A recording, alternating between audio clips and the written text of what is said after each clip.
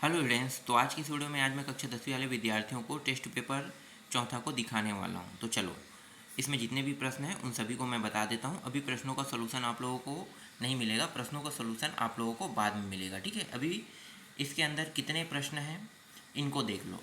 और ये जो प्रश्न है ये पूरा ब्लूप्रिंट और आपका जो सिलेबस है ना, सिलेबस तो सेम, सिलेबस में कोई चेंजेस नहीं हुआ है, सिर्फ ब्लूप्रिंट बस में चेंज हुआ है। तो ब्लूप्रिंट में जैसे 5-6 नंबर के प्रश्न हैं उसको हटा दिया गया है और उस 6 नंबर के प्रश्न, 6 अंक के प्रश्न को थोड़ा सा मैनेज किया। मतलब 6 अंक का अब नहीं आपको देखने को मिलेगा, 6 नंबर को 4 नंबर में, 3, 2, 1 में ऐसे करके उनके नंबर को बांटा गया है। तो चलो, पहला प्रश्न देखो। सबसे पहले आपको सही विकल्प चुनकर लिखे देखने को मिलेगा और ये 10 प्रश्न रहेगा। वार्षिक पेपर में भी आपको 10 देखने को मिलेगा और 5 प्रश्न सिर्फ रिक्त स्थान। तो 15 नंबर के प्रश्न पहले भी आते थे, अभी भी आ रहा है, बस सही जोड़ी को हटा दिया गया है।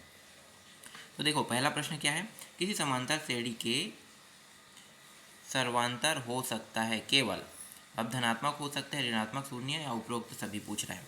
दूसरा प्रश्न, उस समांतर श्रेणी का nवां पद, ठीक है, यहाँ पे 5वां को काट दिया गया, nवां पद होगा जिसका प्रथम पद a तथा सार्वंतर d है। तो सूत्र बताना है। तीसरा प्रश्न,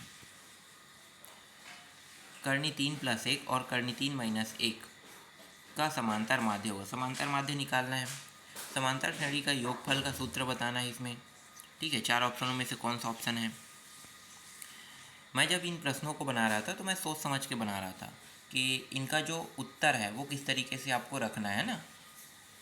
हर प्रश्नों का उत्तर आपको, जैसे हर प्रश्न है तो जैसे युग बोध, परीक्षा बोध है ना, बुक गाइड, इनमें नहीं रहता है। तो मैंने सोचा कि क्यों ना इनके हिसाब से आपकी तैयारी जो है वो और मजबूत किया जाए।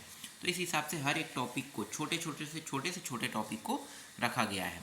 हो सकता है 1-2 टॉपिक बस मैं छोड़ा हूँ या भूल गया हूँ रखना। बाकी जितना हो सके उतना मैंने इनमें टॉपिकों को रखा है जिससे आपको याद रहे और जब एग्ज़ाम में जाओगे तो इनसे संबंधित टॉपिकों को देखकर आपसे ये प्रश्न सभी बन जाएंगे। इसीलिए हर चीज़ को सोचकर बनाया गया है। चलो अब देखो अगला प्रश्न, श्रेणी 2, 4, 6, 8 का 10वां पद बताइए, है ना। 10वां पद का मान कितना होगा, 10वां पद में कौन सा मान बैठेगा उसको बताना है। इसके बाद देखो 5, 11, 17, 23 में सर्वांतर होगा, सिर्फ सर्वांतर बताना है। इसके बाद 7वां देखो, a/5 और -a/5 का समांतर माध्य है, ठीक है, समांतर माध्य निकालना है इनका। फिर 9वां प्रश्न है 5 और -3 का समांतर माध्य। फिर 10वां प्रश्न देखो, समांतर श्रेणी का व्यापक रूप बताना है, ठीक है। अब रिक्त स्थानों की पूर्ति देखो। पहला प्रश्न है, समांतर श्रेणी के 2 लगातार पदों का अंतर कहलाता है। क्या कहलाता है? 2 पदों का अंतर पता होगा क्या कहलाता है। श्रेणी 27, 24, 21, 18 का पद का मान शून्य है। खाली स्थान पद का मान शून्य, मतलब कौन से पद में शून्य बैठता है। तो पदों की संख्या बताना है, जैसे nवां पद, 18वां पद, 12वां पद, 30वां पद, इस तरीके से। श्रेणी 0, 2, 2 सही 1/2, 5, फिर 7 सही 1/2, 10 का सार्वंतर होगा। अगला है श्रेणी a+d, a+2d का nवां पद है।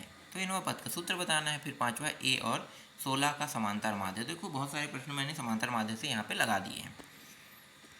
अब देखो 2-2 अंक के प्रश्न, छोटे छोटे प्रश्न है, 2, 3, 4, 5 सब इसी में है। 4 तक के आएगा, 5 और 6 का प्रश्न तो 5 और 6 नंबर के प्रश्न आपके एग्जाम में नहीं आएंगे इस अध्याय से, सिर्फ 1, 2, 3, 4 तक के आएंगे। तो देखो 9, 12, 15, 18 के 16 पदों का योगफल ज्ञात कीजिए। समांतर श्रेणी 9, 5, 1, -3 का 10वां पद ज्ञात कीजिए। चौथा है 4x + 6x का समांतर माध्य ज्ञात कीजिए। समांतर श्रेणी 8, 15, 22 का अंतिम पद 218 है, तो पदों की संख्या ज्ञात कीजिए। समांतर श्रेणी, देखो समांतर श्रेणी का प्रथम पद 9 तथा सार्वंतर -2 हो तो 8वां पद का मान ज्ञात कीजिए, ठीक है। इसके बाद देखो अगला है 11 - 5 के बीच 3 पदों का निवेश करते हुए समांतर श्रेणी का निर्माण कीजिए। इसके बाद देखो 8वां 11 और -7 के बीच 5 समांतर माध्य ज्ञात कीजिए। 1 और 100 के बीच सभी प्राकृतिक संख्याओं का योगफल ज्ञात कीजिए जो 3 के गुणज है। सिर्फ 3 के गुणज को देखना है ना। अगला है 10वां प्रश्न, यदि किसी समांतर श्रेणी के n 2n 3n पदों का योगफल क्रमशः S1 S2 S3 हो तो सिद्ध कीजिए कि S3 बराबर 3 कोष्टक के अंदर S2 माइनस S1 करना है। फिर 11वां है, यदि किसी समांतर श्रेणी का पीवा पद Q तथा क्यूवा पद P हो तो सिद्ध कीजिए कि P बटे क्यूवा पद शून्य है। तो शून्य सिद्ध करके लाना है। इसके बाद 12वां प्रश्न देखो, ABC की समांतर श्रेणी के पीवे क्यूवे और आरवे पद हो तो सिद्ध कीजिए। सिद्ध क्या करना है, इसको सिद्ध करना है। फिर 13वां प्रश्न देखो, S1 S2 S3 वाला है ना, और यहाँ पे इसको भी सिद्ध करने वाला है, ये भी सिद्ध करना है। तो देखो यहाँ पे है, थोड़ा सा साफ नहीं दिखाई दे रहा है, S1 प्लस S2 करना है और बराबर करके 2 S2 करना है। ये बड़े प्रश्न हैं, इनके आने के चांसेस अब बंद हो गया है। मतलब पहले ये 6 नंबर में आते थे, अब 6 नंबर वाला प्रश्न 4 नंबर में तो आ नहीं सकता है। तो समझो कि ऐसे प्रश्न अब एग्ज़ाम में अभी आपको जब तक के ब्लूप्रिंट वापस चेंज ना हो तब तक कि ये देखने को नहीं मिल सकता है, शायद ही रहेगा। फिर भी इनको बना के देखना है ना, क्या पता बोर्ड जो है वो 4 नंबर में इन प्रश्नों को ऐड कर दे।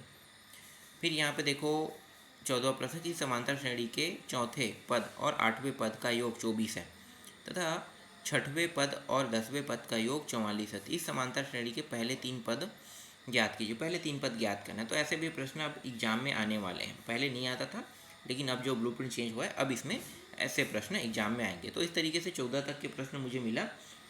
मुझे लगा कि इनमें से प्रश्न बहुत सारे उठाए जा सकते हैं, तो इसलिए इन प्रश्नों को आप लोगों के लिए दिया जा रहा है।